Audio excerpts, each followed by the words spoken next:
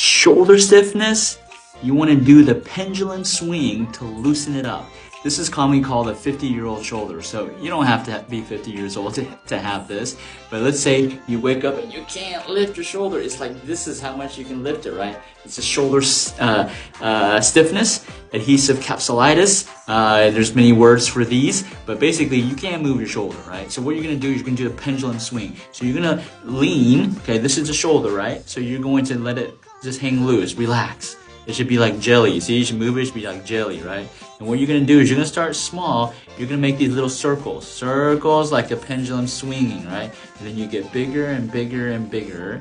Bigger and bigger and bigger. See, that gravity helps loosen, opens up that capsule, the shoulder joint, and then by moving it, you're stretching the tendons and ligaments, you're improving blood circulation, and it makes it really loose.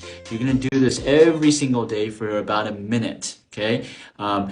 More advanced, you can add a weight to your hand. But if you're just starting off and you can't move your shoulder, all you want to do is just use the weight of your shoulder and just swing in a circle and get bigger and bigger and bigger and bigger and bigger. Do this every single day. Let me know how it works. Make sure you follow me here on TikTok.